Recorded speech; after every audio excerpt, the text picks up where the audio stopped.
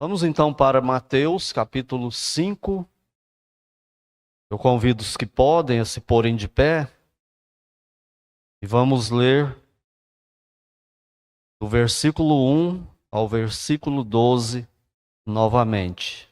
Já lemos várias vezes essa passagem, mas vamos lê-la novamente. Mateus 5, de 1 a 12, e diz assim: Vendo Jesus as multidões, subiu ao monte e, como se assentasse, aproximaram-se dele os seus discípulos, e ele passou a ensiná-los, dizendo: Bem-aventurados os humildes de espírito, porque deles é o reino dos céus. Bem-aventurados os que choram, porque serão consolados. Bem-aventurados os mansos, porque herdarão a terra. Bem-aventurados os que têm fome e sede de justiça, porque serão fartos. Bem-aventurados os misericordiosos, porque alcançarão misericórdia. Bem-aventurados os limpos de coração, porque verão a Deus. Bem-aventurados os pacificadores, porque serão chamados filhos de Deus. Bem-aventurados os perseguidos por causa da justiça, porque deles é o reino dos céus. Bem-aventurados sois quando, por minha causa, vos injuriarem e vos perseguirem, e, mentindo, disserem todo mal contra vós. Regozijai-vos e exultai, porque é grande o vosso galardão nos céus. Pois assim perseguiram aos profetas que viveram antes de vós. Oremos. Senhor Deus, nosso bendito Pai, é no nome santo do Senhor Jesus Cristo que entramos na Tua presença em oração mais uma vez neste culto. E agora, Pai, nós estamos com a Tua palavra aberta e com humildade nós reconhecemos a nossa limitação em relação a ela. Pedimos que o Senhor nos ilumines com Teu Santo Espírito e aplique a Tua palavra na nossa vida, no nosso coração. Nós não conhecemos o coração uns dos outros aqui, mas o Senhor conhece. Então nós pedimos que o Senhor nos ajude a sondar o nosso coração nesta noite, para vermos se nós somos felizes do ponto de vista do Senhor, se nós somos bem-aventurados ou não. E que o Senhor aplique, faça com que a Tua palavra chegue até o nosso coração e que ali ela transforme o nosso ser conforme o Teu propósito. Que seja tudo para a Tua honra, para a Tua glória e para o nosso bem. Assim oramos no nome do Senhor Jesus Cristo. Amém. Podeis assentar-se? Os limpos de coração. Como as demais, essa bem-aventurança começa com a afirmação gloriosa: bem-aventurados ou felizes. Então Deus está prometendo felicidade aqui, né, nessa passagem o tempo todo, né? E essa expressão, ela bem poderia ser traduzida como uma exclamação, como se Deus estivesse dizendo: ó, como são bem-aventurados os limpos de coração. E essa limpeza de coração é o que vai dar para nós aquela felicidade que nós já vimos a definição dela. Um contentamento pleno, uma satisfação total, de não ficarmos ansiosos com muitas coisas ou com qualquer coisa. E quem não quer essa felicidade? Todos nós a queremos. Quem não a busca? Todos nós buscamos a felicidade. E tem muita coisa escrita sobre felicidade, filmes gravados sobre felicidade, pregações sobre felicidade. O problema é onde buscar a felicidade. O conceito de felicidade nós já vimos, né? Aquela satisfação plena, contentamento. Agora, onde se busca a felicidade? Algumas pessoas buscam na riqueza, nos bens materiais. Outras pessoas buscam em outra pessoa e por aí vai, né? Então esse é o problema, onde busca a felicidade. Os judeus do tempo do Senhor Jesus buscavam a felicidade, esperavam a felicidade através do reino que eles estavam esperando que Cristo implantasse ali naquele momento, né? E uns buscam em relacionamentos. É muito comum a pessoa que é solteira acreditar que quando encontrar a pessoa certa, chamada alma gêmea, que é uma bobagem, né? É só uma força de expressão, não existe esse negócio de alma gêmea, não existe química. Rolou a química, em sentimento não tem química. Mas muita gente acredita, quando eu encontrar a pessoa certa, quando eu me casar, eu vou ser feliz. Então existe um sem número de pessoas infelizes por conta disso. O namorado está esperando que a namorada traga felicidade para ele. E o contrário também não é mentira. Depois que se casam, muitos casais estão infelizes por conta disso também. O marido querendo que a esposa faça ele feliz e a esposa querendo que o marido a faça feliz. Então, quando eu encontrar essa pessoa, eu vou ser feliz. Quando eu casar, eu vou ser feliz. Só que ele esquece que a pessoa é pecadora. Qualquer pessoa, qualquer ser humano. E uma vez casado, aí ele vai conhecer de verdade com quem ele casou. Porque no namoro e no noivado, a maioria interpreta, né? Ele vai viver aquilo que a família espera que ele viva, e vai falar o que se espera que ele fale, mas quando casar, ele não vai conseguir fazer isso o tempo todo. Porque quando está namorando e noivando, ele não fica o tempo todo junto. Então dá para esconder muita coisa e deixar ver só o que o outro quer. Mas quando está junto, é igual família, né? Não tem aquele conceito assim, fulano de tal, na igreja todo mundo pensa que ele é um santo, todo mundo pensa que ela é uma santa, mas não conhece lá em casa como que é. Por quê? Porque somos pecadores. Então o ser humano, ele não tem poder, mesmo que ele quisesse, mesmo se o namorado, a namorada, o noivo, a noiva, o marido e a esposa fizer tudo que puder para fazer o outro feliz, ele não vai conseguir. Porque ele é pecador, porque ela é pecadora, é falho. E por isso tem muita gente infeliz por aí. Casa não sei quantas vezes, troca de namorado como troca de roupa. Cada vez está com um namorado ou uma namorada diferente. Porque a expectativa de felicidade, isso não vai muito longe. Porque está com a mentalidade errada, né, equivocada sobre isso. Outros buscam a felicidade em dinheiro. Então, quem busca felicidade em dinheiro se decepciona tanto quanto quem busca felicidade em relacionamento. Porque o dinheiro também não tem esse poder para satisfazer. É muito comum encontrar pessoas que pensam da seguinte forma: eu ganho atualmente um salário mínimo e estou sobrevivendo. Mas quando eu ganhar 5 salários mínimos, já pensou eu ganhando com R$1.000, 1.400, eu vivo assim? Imagina quando eu ganhar 4 vezes mais que isso aí. Aí eu vou viver bem. Aí o salário vai subindo, ele ganha 2, 3, 4, 5. Aí ele percebe que não mudou nada na vida dele, continua a mesma coisa. Quando ele consegue empatar no mês, é uma vitória. Aí aumenta para 2 salários, para 10 salários, 20 salários, e continua Mesma coisa. Porque isso não tem poder de fazer um ser humano feliz. E muitas vezes não administra corretamente.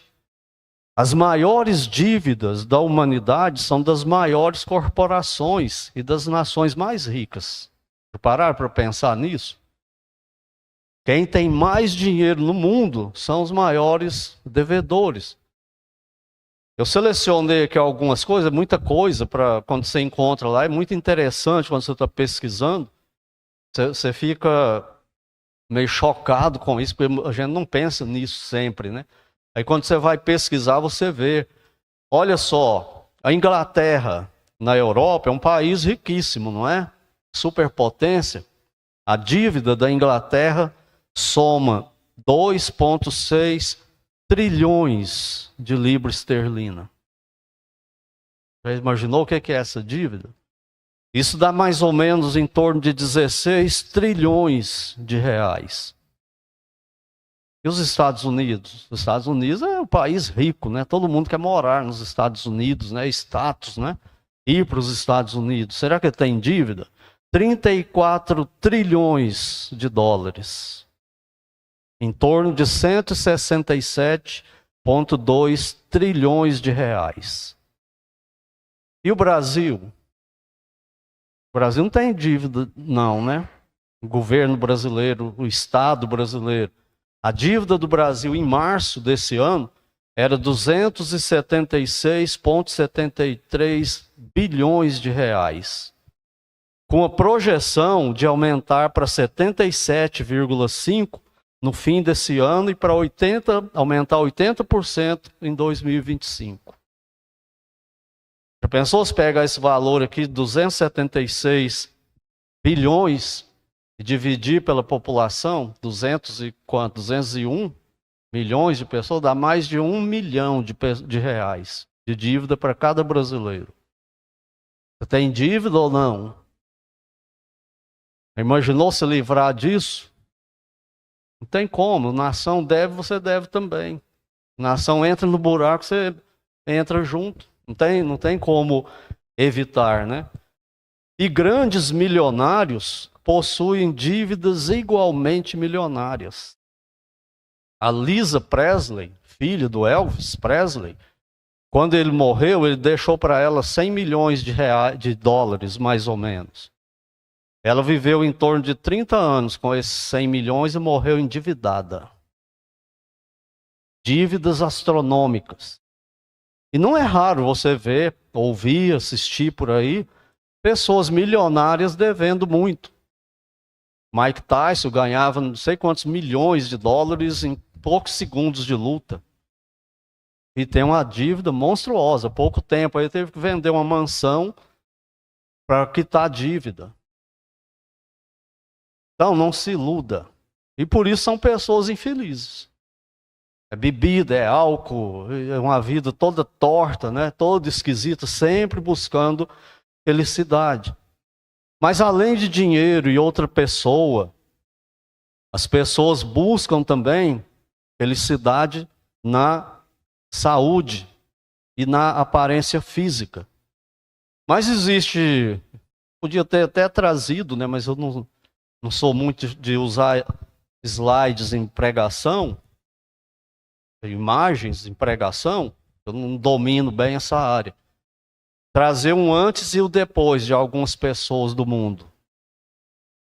Pessoas quando tinha 20 anos, e era atriz, era ator, era esportista, e 40 anos depois, fisiculturista, halterofilista, lutador de boxe, cantor, o antes e o depois. Você vê como que fica. Então a coisa acaba. Não permanece para sempre, porque o universo está se decompondo, como a Bíblia fala. E ninguém vai vencer ele. É ilusão. Aí quem fica bitolado nisso, ele acaba entrando no ridículo. Essas coisas, né? Enfatiza demais uma coisa e põe a vida tudo naquilo ali, esperando que aquilo vai trazer felicidade para ele, né? Mas não vai. Então todos nós ficamos doentes. Você pode pegar um campeão de que levanta peso, como halterofilismo. Aí olha para o Arnold Schwarzenegger. 30 anos antes e olha agora. Sylvester Stallone. Uma vez eu estava vendo esse último Indiana Jones, a hora que o Harrison Ford tirou a camisa, você quase desmaia. Mas como assim? O herói ficou desse jeito aí. Por quê? Porque o tempo é cruel. Não tem jeito. Não tem jeito. Dinheiro não adianta. Não segura. Remédio também não. A pessoa está lá nisso aí, né? Fazendo essas coisas todas aí. Deus coloca uma tuberculose nele. Cadê? O que vai manter o físico dele agora? Pegou tuberculose. E ele usa o remédio, gasta tudo que ele tem, comprando os melhores remédios mais poderosos do mundo. E Deus fala, não, você não vai ser curado. Vai morrer um esqueleto. Ou pega um câncer. E vai definhando. E aí que ele fica infeliz, porque aonde ele colocava a felicidade dele foi embora, ele perdeu. Voou como um papel velho na ventania, né? E ele não tem mais como buscar. Acabou tudo. Então as pessoas buscam essas coisas e ficam infelizes, sofrendo, frustradas. Alguns entram em desespero e partem para o uso de droga e outras coisas para tentar fazer de conta que é feliz, através dessas coisas aí superficiais e externas, né? E o Senhor Jesus continua dizendo, felizes são quem? Limpos de coração. Esses são os felizes de verdade. A questão é, você é? Eu sou? Limpo de coração? Por que ele fala limpos de coração? Esse coração que ele está falando aqui é mais do que sentimento. Muitas vezes no Ocidente a gente não usa o coração como símbolo de emoção. A gente não costuma dizer eu te amo de todo o meu coração. Meu coração dele está cheio de chaga, ele nem sabe, né? Cheio de problemas na coronária e eu não sei, eu te amo com todo o coração. Com esse coração? Então não é isso que Cristo está falando aqui. Não é esse sentimento que vai e vem, que um dia está bem, outro dia está mal. E não é do músculo que bombeia o sangue. Não é isso que ele está falando. E quando ele falou esse discurso, quem estava ouvindo ele, entendeu ele muito mais do que nós, porque ele estava sendo específico, né, em quem que ele queria atingir, que nós já vimos aí os 4 grupos lá de Israel, os saduceus, fariseus, os essênios e os zelotes. Ele estava falando para eles, principalmente os principais, que eram quem? Os fariseus. Ele está falando para eles. Então olha do que ele está dizendo. Deixa marcado aí, vamos lá para o capítulo 23. Mateus, capítulo 23, versículos 25 a 28. Mateus 23, de 25 a 28. Aqui é um outro discurso e ele agora está sendo bem direto, né? Ele diz assim, ó, Mateus 23, 25. Ai de vós, escribas e fariseus, hipócritas, porque limpais, lembra do limpos de coração? Vocês limpam o exterior do copo e do prato, mas estes por dentro estão cheios de rapina e intemperança. O que é intemperança? Ira, raiva, grosserias. Fariseu cego, limpa primeiro o interior do copo, para que também o seu exterior fique limpo. Ai de vós, escribas e fariseus, hipócritas. O que é hipócrita? Ator. Interpreta um personagem que não é. Faz de conta que é uma pessoa que não é. Hipócritas. Porque sois semelhantes aos sepulcros caiados. Os túmulos pintados, né? Túmulo bonito. Que por fora se mostram belos, mas interiormente estão cheios de ossos de mortos e de toda imundícia. Vermes, baratas, formiga, tudo isso lá dentro, mas por fora é bonito. Assim também vós, exteriormente, pareceis justos aos homens, mas por dentro estáis cheios de hipocrisia e de iniquidade. Entende? Quando Cristo fala, bem-aventurados, não são esse povo aqui. Bem-aventurados são os limpos de coração, os limpos por dentro. Então eles estavam acostumados, esse pessoal para quem ele estava pregando, eles estavam acostumados com rituais de purificação que faziam na lei. E existiam vários rituais de purificação. Aí eles iam lá no templo, faziam aquele ritual de purificação e pensavam que estava tudo bem com Deus. Depois voltava a ser o que era antes. Não mudou absolutamente nada. E fazendo o povo acreditar que eles eram muito espirituais. Pela impostação da voz, pela roupa que eles usavam, pela forma de se movimentar. Tudo dando um ar de santidade, querendo passar para o povo uma coisa que eles não eram. E Cristo está irritado com esse tipo de coisa. A palavra que Cristo usa em Mateus 5 para limpos de coração, ela era usada para muitas coisas. Ela era usada para limpeza de roupa, para alvejar a roupa. Eles lavavam a roupa e colocavam um produto nela para tirar o máximo de impurezas que tinha na roupa. Como esses produtos que tem hoje aí, de sabão em pó e outras coisas, que boa, né? Água sanitária, e coloca na roupa, na água, mistura aquilo e coloca na roupa para alvejar, para tirar todo tipo de sujeira, o máximo de sujeira. Então a palavra era usada nessa aplicação, era usada também na separação do trigo da palha, para purificar o trigo. Muitos deixavam muita palha para na hora de vender aquela palha ajudar a pesar. E a gente engole muito isso, né? Hoje também você vai comprar uma coisa, tem outra coisa lá misturado, e você não está comprando aquilo mesmo que você queria, porque tem mistura. Então era para ser limpo. Era usado também para o vinho e para o leite, que não fosse adulterados, porque era muito comum eles adulterarem, né? Colocar água no azeite, colocar água no vinho, água no leite, para falsificar e ganhar dinheiro em cima. Isso continua isso aí até hoje. Você conseguir pegar um leite e levar no laboratório e ver o que tem nele mesmo, você fica horrorizado. Bebida, qualquer uma que você beber, inclusive a água que a gente bebe, você vai ver, ela não é totalmente pura. Então, Cristo está usando essa palavra, tinha que ser uma coisa limpa. Outra situação que essa palavra era usada era no ouro, na purificação do ouro, melhor dizendo. Quando o ouro é tirado da terra, ele vem muito misturado, vem muita mistura, muita impureza agarrada nele.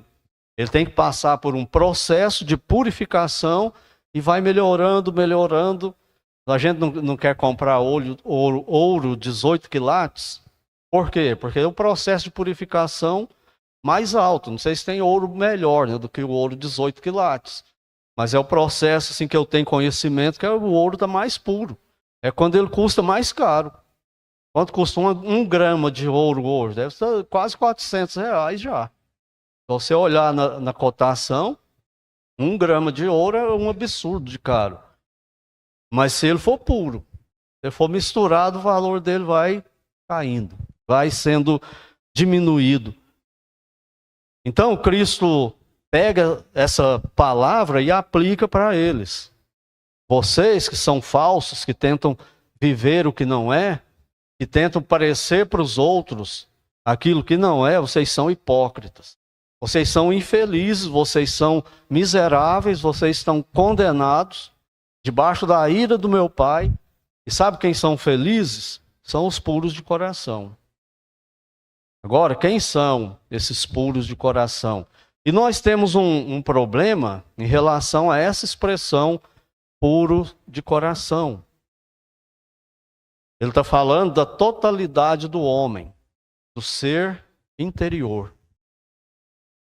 Você sabe como você é originalmente? Você acha que é uma coisa bonita? Já viu os filósofos que falam: o ser humano é bom, o ser humano é joia. Hoje de manhã eu estava conversando com uma irmã falando daquele namastê. O que significa saudação? Eu que sou Deus, saúdo Deus que você é também. Deus que habita em mim, saúdo Deus que habita em você. É o conceito do ser humano. O ser humano é bom. O que os filósofos falam? É um filósofo que descreve o ser humano como uma tábua rasa. Não tem nada nele. Aí é conviver na sociedade, dependendo de como e onde ele está, aí vai formar o caráter dele. O homem não é nem bom nem mau. Aí dependendo de como ele vive, como ele é criado e tudo mais, o governo onde ele mora, no país, tudo isso vai formar ele ali, vai formatando ele com o tempo. É isso que Deus diz do homem? O homem é tudo isso mesmo? Continua marcado aí Mateus 5, vamos em Romanos capítulo 3. E olha o raio-x do ser humano que Deus traça. Lembra que eu tenho falado aí do choque? Cada bem-aventurança era um choque que Cristo dava. Então Romanos capítulo 3 mostra para nós como que é o nosso coração. E vem Cristo e fala: você tem que ser puro de coração. Senhor, mas como? Olha para isso. Romanos 3, versículos 9 a 20. Romanos 3, 9. Que se conclui? Temos nós, os judeus, qualquer vantagem sobre quem não é judeu? Não, de forma nenhuma. Pois já temos demonstrado, nos capítulos 1 e 2, já temos demonstrado que todos, tanto judeus como gregos, ou seja, gentios, estão debaixo do pecado. É assim que o ser humano nasce. Como está escrito, olha, como Deus já disse lá no Velho Testamento, aí ele vai citar o que Deus disse, como que é o coração humano. Não há justo nenhum sequer, não há quem entenda, não há quem busque a Deus. Todos se extraviaram, a umas se fizeram inúteis, não há quem faça o bem, não há nem sequer um. E o que a gente fala? Fulano de tal está buscando Deus. Não está, é ilusão. É falsidade. Parece que está, mas não está. Ele não busca Deus. Desde a queda de Adão. E olha como ele ficou. Ele se extraviou daquilo que Deus criou. E ficou da seguinte forma. Versículo 13. A garganta deles é sepulcro aberto. Com a língua urdem engano. Veneno de víbora está debaixo, está nos seus lábios. A boca eles a têm cheia de maldade e de amargura. E a amargura aqui não é porque tomou xarope antitosse, não. É amargura mesmo. Maldade no coração. Dolo no coração. São os seus pés velozes para derramar sangue. A gente fica chocado quando vê um assassinato, não fica? Mas é o que nós fazemos, é o nosso coração. A gente só não mata mesmo com a arma, pega a arma e dá um tiro em alguém, porque nós não temos coragem, porque tem consequências sociais. Senão a gente faria. Mas lembra da mensagem passada de matar a reputação do outro? Está matando ele. Falar mal do outro. Contar as coisas erradas para os outros que o outro fez. Está matando. É o que Deus está falando aqui. Nós somos assim, nascemos desse jeito aqui, ó. Versículo 16. Nos seus caminhos há destruição e miséria. Desconheceram o caminho da paz, não há temor de Deus nos seus olhos. Ora, sabemos que tudo que a lei diz, aos que vivem na lei, o diz, para que se cale toda a boca e todo mundo seja o quê? Culpável perante Deus. visto que ninguém será julgado diante dele por obras da lei, em razão de que pela lei vem o pleno conhecimento do pecado. Do que tantos fariseus e saduceus se gabavam, a lei servia para mostrar que eles eram condenados diante de Deus. Eles eram culpados diante de Deus. E se a gente tentar fazer a mesma coisa, nós vamos cair no mesmo erro. Tentar falar para Deus: Senhor, olha como eu sou bom. Senhor, olha como que eu sou melhor do que fulano. Em que área?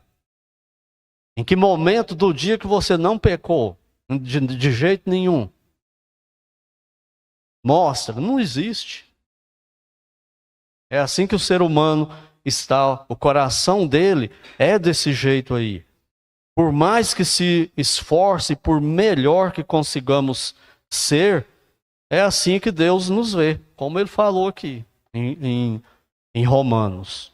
Agora olha Mateus capítulo 15. Mateus capítulo 15, versículos 19 e 20. Mas o que sai da boca vem do coração. É desse coração que Cristo está falando, é o que Romanos 3 descreveu para nós.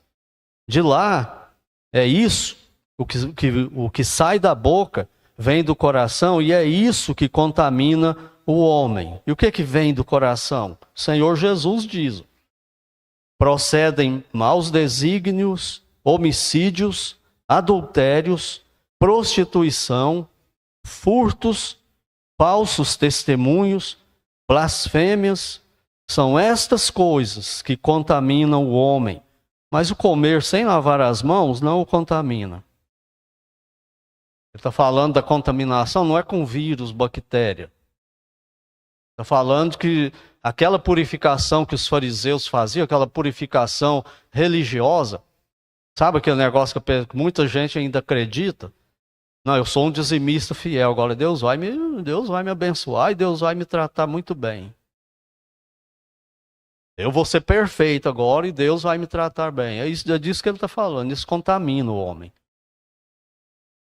Mas comer sem lavar as mãos não vai fazer diferença para a sua eternidade. É isso que ele está dizendo. Ele está se preocupando mais com coisas externas do que com as coisas internas. Então esse é o problema do homem. Agora imagina a pessoa que é honesta, pessoa que é sincera diante de Deus, e lê o que Cristo está dizendo lá.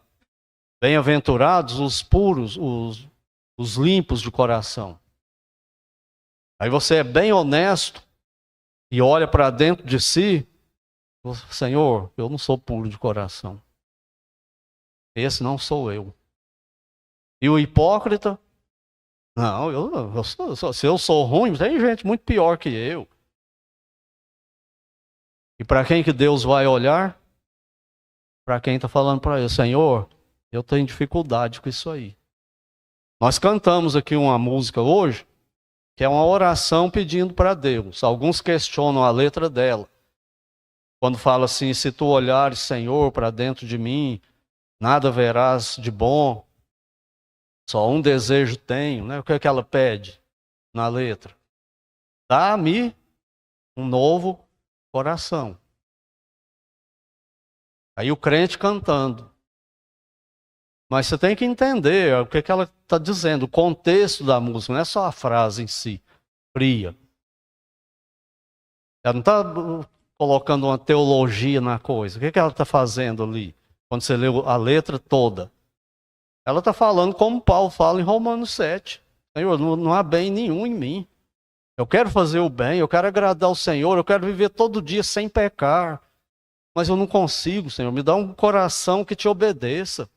Porque eu não obedeço, eu luto para obedecer o Senhor. Eu sou um miserável, eu tenho um coração muito mau, perverso, falso, maligno. E eu quero agradar o Senhor, mas quando eu olho para mim, olha o que eu fiz, olha o que eu pensei. Do outro ser humano, que é a imagem do Senhor.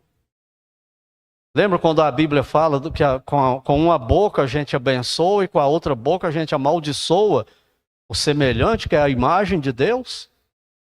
Aí a gente chega no culto, ó, sabe o que que o irmão fez? O que que a irmã fez? Fez isso, fez aquilo. Aí depois, Senhor, eu te amo, eu te adoro, eu sou feliz, eu louvo o Senhor. E o que que a gente tem que ter cuidado com isso? Eu estou sendo hipócrita diante de Deus. E Ele odeia essa interpretação nossa. E quem nunca?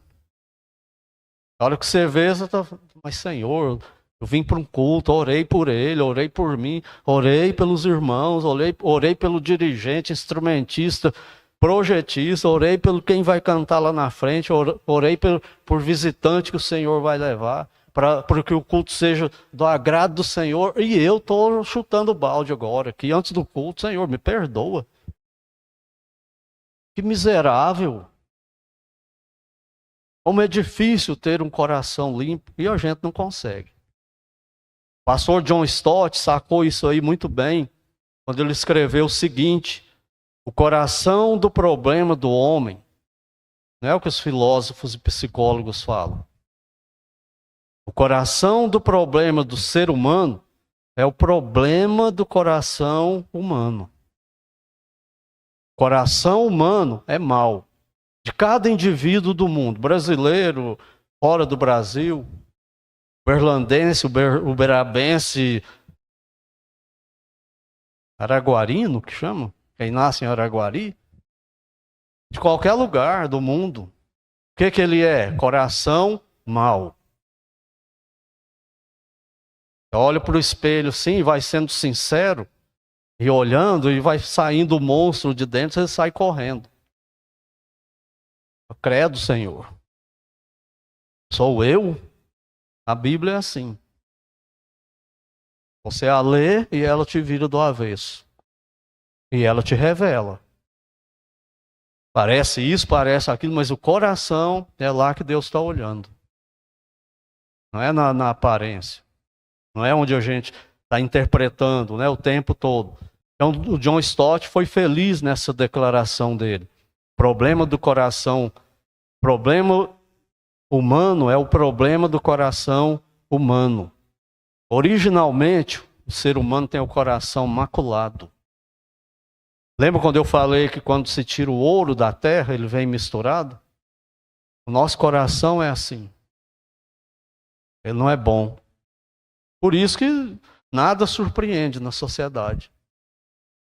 A pessoa faz coisas escondidas dos pais e os pais pensam que é um santo, que é uma santa. Mas não é falsidade.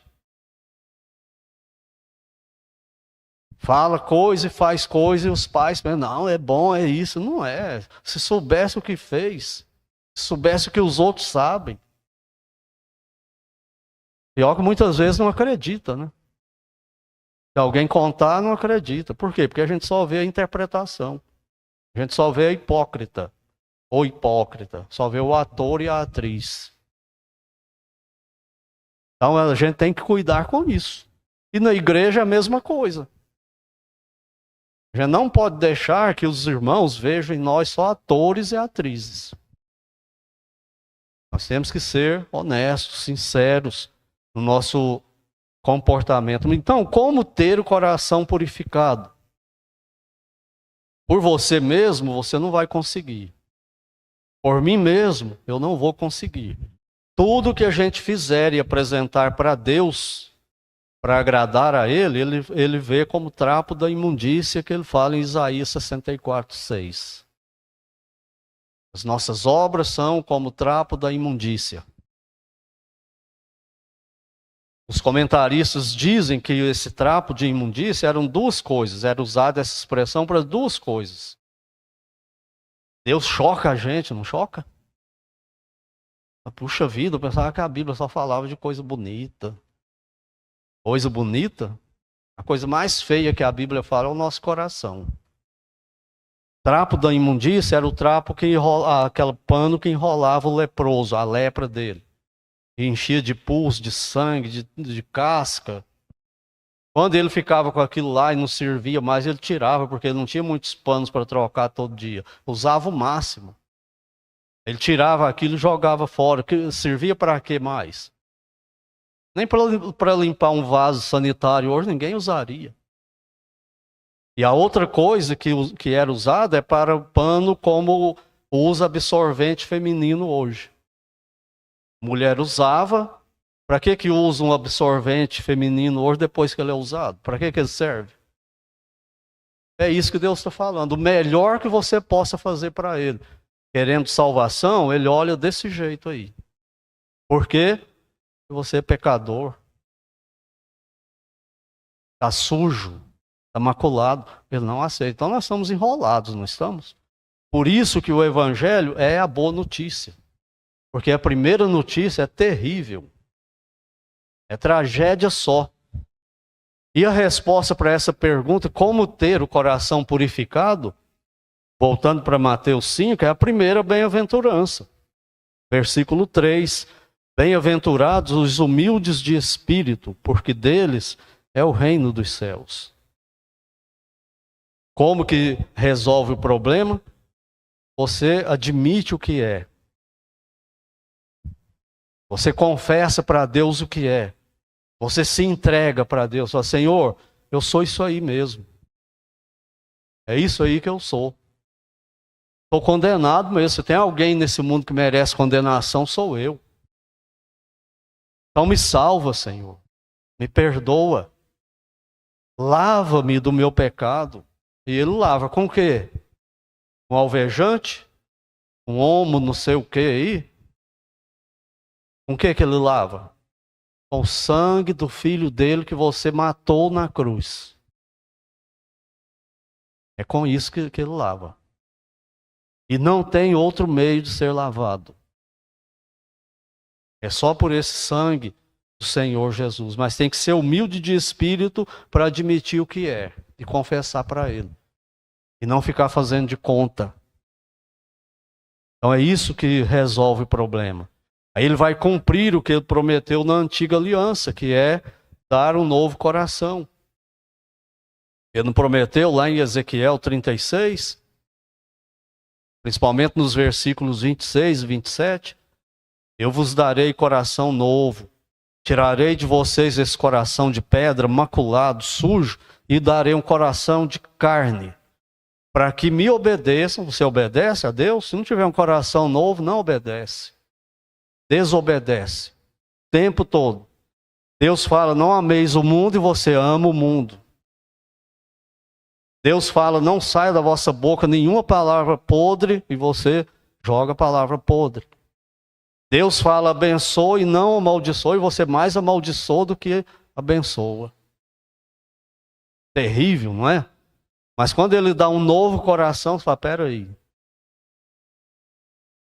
Agora você vai ter um gatilho que toda vez que você fizer essas coisas, ele vai disparar e te condenar. É o Espírito Santo que habita no coração do crente.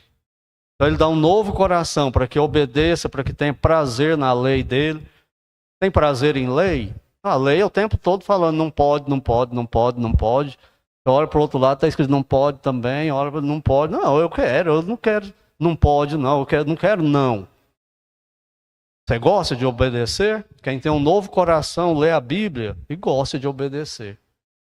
Lembra que Davi escreve no Salmo, eu tenho prazer nos seus mandamentos? Não tem raiva, não tem peso. Mas só se for um coração novo. Não quer dizer que vai ser perfeito. Mas ele concorda e ele quer fazer. Nascer de novo, como fala em João 3, o Senhor Jesus falou para Nicodemos. Você pode ser pastor de igreja, Nicodemos, cuidar aí de 80 pessoas, ensinar a Bíblia para elas todo domingo, todo sábado, né, no caso deles. Mas se você não nascer do alto, você não pode nem ver e nem entrar no reino do meu Pai. Você tem que passar por um milagre. Isso aí não resolve o seu problema, não. Não vai resolver. Tem que passar por um milagre. E tem que ser regenerado pelo Deus Espírito Santo. Olha Tito, capítulo 3. Para quem tem dificuldade de encontrar, é depois de 1ª e 2ª Timóteo. Eu tenho dificuldade com 1ª e 2ª Timóteo, então você está lascado. Tito, capítulo 3. Olha o que está escrito aí. Versículos 3 a 7. Pois nós também outrora, olha que bênção. Outrora, quando eu era incrédulo, éramos nécios, desobedientes, desgarrados, escravos de toda sorte de paixões e prazeres, vivendo em malícia, inveja, odiosos e odiando-nos uns aos outros. Quando, porém, aí vem a virada de chave, se manifestou a benignidade de Deus, nosso Salvador, e o seu amor para com todos, não por obras de justiça praticadas por nós, mas segundo a sua misericórdia, ele nos lavou mediante o quê? O lavar regenerador e renovador do Espírito Santo, que ele derramou sobre nós ricamente por meio de Jesus Cristo, nosso Salvador, a fim de que, justificados por graça, nos tornemos seus herdeiros, segundo a esperança da vida eterna. Mas não são as boas obras que justificam, e sim a apropriação da troca bendita. Qual é a troca bendita? Todos os meus pecados foram para Cristo na cruz, toda perfeição, justiça, pureza, santidade, fidelidade dele veio para mim. É uma troca inacreditável. Fala, Senhor, como o Senhor fez isso? O Senhor trocou o seu filho por mim? O Senhor deixou ele passar por tudo aquilo para me salvar? Como não adorar um Deus desse? Como não ficar babando por ele? Fala, Senhor, o que o Senhor quer? Manda que eu quero obedecer. Você sabe que eu não sou brincadeira, não. Eu sou pecador ainda. A natureza pecaminosa está aqui. Mas me ajuda. Me ajuda a mudar, me ajuda a ser diferente, me ajuda a ter o coração limpo. Me ajuda a ser íntegro, ter o coração inteiro para o Senhor. Então, só vem desse jeito. Se não fizer isso, é só hipocrisia, religião, frequentar culto, ser batizado, ter o nome no rol de membros, dizer que tem certeza da salvação e está indo para o inferno. Não adianta nada dizer que tem certeza da salvação, se não foi regenerado. E se foi regenerado, vai aparecer a transformação, o novo ser, a nova vida. Vai aparecer nele, as virtudes de Cristo vai aparecer na pessoa. Tudo que ele manda, ele quer obedecer agora. Isso vai mudar, não vai ser só uma religião. E por último, a promessa. Vocês sabiam que essa bem-aventurança de Mateus 5:8 é que tem a promessa mais gloriosa de todas as coisas? Se não me engano, foi o pastor Martin Lloyd Jones, que era um dos médicos da realeza inglesa, e ele abandonou a medicina, abandonou a realeza para ser pastor. Pastor Martin Lloyd Jones. Se não me engano, foi ele que disse, num dos seus escritos, essa bem-aventurança é que tem a maior promessa da Bíblia. Qual que é? Verão a Deus. Você quer uma coisa maior do que isso? Tem. Moisés falou para Deus, Senhor, me mostra a sua glória. Isaías falou que entrou no templo e quando ele viu a glória de Deus, ele caiu como se ele tivesse morrido. Então, como que eu posso ver a Deus? Se for limpo de coração, ele promete para nós. Se você tiver o coração limpo pelo sangue de Cristo, você vai ver Deus. E se tiver o coração limpo pelo sangue de Cristo, vai ser um ser de outro planeta aqui nesse mundo. Cidadãos de outro mundo, de outro reino. Porque ele foi lavado, ele passou por um milagre. Não é pouca coisa, não. Então essa é a maior das promessas, dessas bem-aventuranças todas aí. Você consegue ver Deus hoje? Não é só que vai ver Deus lá na eternidade. Isso vai acontecer. Ele está falando de hoje. Hoje o irmão André me diz que é a superlua, né? Você consegue ver Deus nisso? Não que Deus seja a lua, que a lua seja divina, mas obra dele que revela ele. Eu brinquei com ele, falei, então eu vou virar um super lobisomem. Hoje à noite você tem super lua. Você consegue olhar para o universo e ver Deus? Você consegue olhar para a água de um riacho, os peixes, os girinos ali, aquele tanto de ser vivo, na floresta?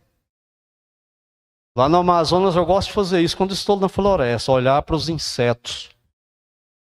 Vem aquele trilho de formiga, não sei quantos mil formigas passando ali, e vem um outro trilho de lá e atravessa e elas não se misturam. Como que consegue? Como que elas conseguem passar naquilo ali, daquele tanto? Coisa de Deus. Quando você lê a Bíblia, você vê Deus? Deus fala com você na Bíblia ou não? É uma chatice, dorme, não gosta de ler, não tem nenhum prazer, não vê Deus.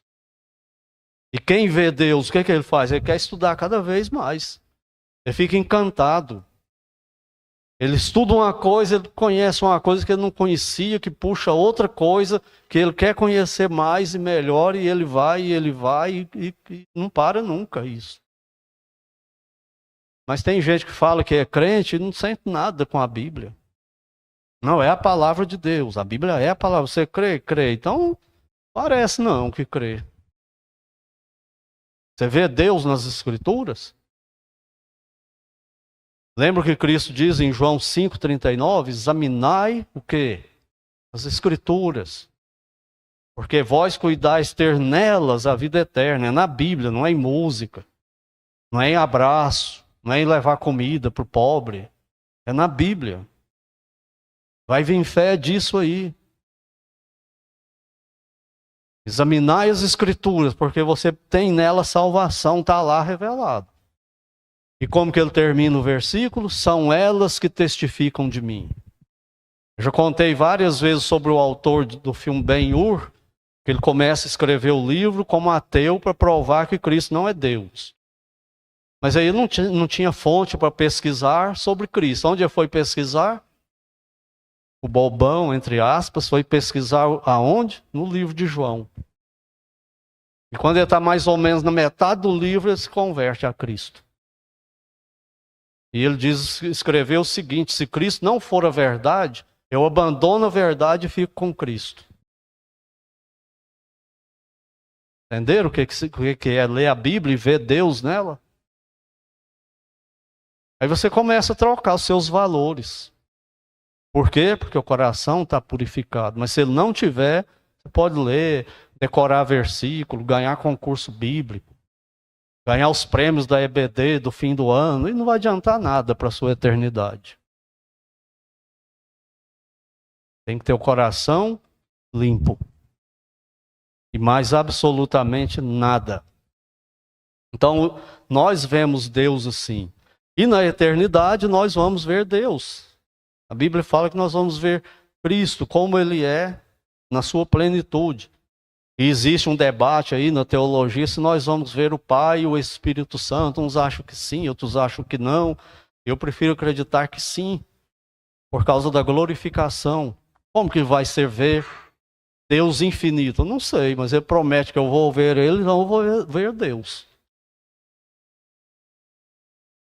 E se não ver o Pai e o Espírito Santo, você olhando para Cristo, o que o Cristo falou para Nicodemos? Foi para Nicodemos mesmo? Para Tomé, né? Está há tanto tempo comigo e não me tens visto? Filipe, né? Você vive comigo, anda comigo, come e dorme comigo e até agora você não viu Deus? Você está com essa conversa, mostra-nos o Pai, o que nos basta, você não viu Deus ainda? Tem gente que é assim com o Senhor Jesus Cristo. Fala que aceitou Ele, que confessou Ele como Salvador, mas não parece. Ele não viu Cristo. Concluindo e aplicando, todos nós nascemos com o coração igual aquele ouro tirado da terra, contaminado, como um espinheiro. Quais são os espinhos? Eu notei algumas coisas aqui, ó. Egoísmo, orgulho, ira, vaidade, imoralidade sexual, lascívia, mundanismo, violência, boca suja, falsidade, hipocrisia religiosa, e a lista não para não. Esse é o nosso coração. Todos nós nascemos com esse coração. Porém, quando o pecador admite-se assim, e confessa isso para Deus, e clama para Ele, para que Ele o purifique com o sangue do seu Filho, aí surge no lugar ali um coração novo. Não é mais um coração fédido. Não é um coração como uma caverna cheia de morcego e cobra e escorpiões e aranha. Escuro, frio como um sepulcro de mármore. Não é mais. Como que é agora? É um jardim florido. E o que brota nesse jardim? Coisas do tipo alegria, amor, paz, fé, bondade, mansidão, domínio próprio. O que mais? Pode acrescentar felicidade, contentamento, um coração amansado, não um coração chucro, violento, indelicado, um coração grato, um coração feliz e um coração fiel ao Senhor. É isso que aparece no lugar daquele coração antigo. É um coração que você não precisa brigar com a pessoa para ele ir para o culto, para ele ler Bíblia, para ele orar. Ele vai tentar fazer isso por si só. Vai ser perfeito? Não, não vai. É pecador ainda. Vai ser uma luta monstra para querer agradar o Senhor. Ele não vai ficar em casa na quarta-feira assistindo filme, assistindo novela, quando ele não pode vir para o culto. Ele vai assistir o quê? O culto. Por quê? Porque ele tem prazer nisso, mas se o coração dele for podre, ele não vai querer. Não adianta, você não obriga ele. É questão de coração voluntário ao Senhor. Deus não aceita um coração dividido, nem para a salvação e nem depois da salvação. Você é um bem-aventurado? Você é uma bem-aventurada? Você reconhece, Senhor, meu coração é assim, mas Cristo morreu por mim e eu quero ser diferente. Só que o Senhor sabe que eu não dou conta, não. Então me ajuda e vamos embora nessa luta. Eu vou pegar esse podridão dentro de mim e vou querer arrancar todo dia. Mas ela vai brotar de novo. E me ajuda de novo, mas eu arranco de novo. E assim nós vamos até o dia da morte ou o dia do arrebatamento. Esse é o crente. Ah, mas eu não consigo ser puro o tempo todo. Ninguém consegue. Isso aí é querer ser fariseu. O crente já entendeu isso. Não, eu já passei essa fase. Eu não estou tentando agradar a Deus por mim, não, mas através de Cristo. Só quero ser fiel, obedecer o que Ele manda. Viver como Ele quer. Parar com hipocrisia. Então lembre-se disso. Se você vê Deus, continue melhorando a visão. Está perdendo a visão, compre colírio. Que colírio? O que Cristo fala para a igreja de Laodiceia? Aconselho-te que de mim compre colírio, para que vejas. Me busque, dependa de mim. É assim que nós vamos de fé em fé. Esta é a origem da felicidade plena. Bem-aventurados os limpos de coração, porque verão a Deus. Estão vendo, continuarão vendo e verão finalmente, plenamente, a Deus. É a maior das promessas. Vamos encerrar lendo o Salmo 51 e que ele seja a oração de todos nós. Salmo 51.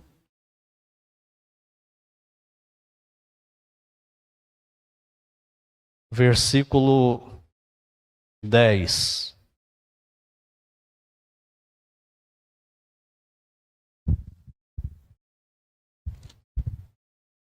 Diz assim, olha só a oração do rei Davi.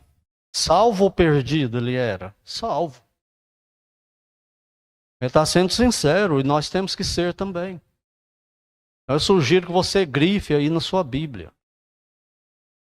Você usa a Bíblia no celular, não sei como você faz para grifar. Talvez tenha um jeito aí. Grife e decore. E fale isso para Deus todo dia, sinceramente para Ele. Salmo 51:10. Cria em mim, ó Deus, um coração puro e renova dentro de mim um espírito inabalável. Oremos. Pai Santo, no nome de Cristo, nós voltamos em oração na Tua presença, após passarmos por Tua palavra. Como ela é impressionante, Senhor. Mas o Senhor conhece o nosso coração e pedimos que o Senhor tire de nós, queime, como na purificação do ouro, que o Senhor queime tudo aquilo que não presta, que está no nosso coração. Nos ajude a sermos honestos diante do Senhor. Queime os ídolos do nosso coração. Tire as rusgas do nosso coração, todo tipo de impureza que não agrada ao Senhor. Nos purifica como o rei Davi pediu, nós te pedimos também. Cria em nós um coração puro. E que o Senhor nos ajude no nosso dia a dia, ao sairmos daqui, a não nos esquecermos disso, a sermos transparentes diante do Senhor. Pedimos que o Senhor conceda salvação a perdidos que estejam aqui ou acompanhando pela internet, e que por Tua graça e misericórdia, como sempre pedimos, que o Senhor abençoe e proteja cada membro de cada família aqui representada e também dentre aqueles da internet. Nós oramos agradecidos no nome santo do Senhor Jesus Cristo. Amém.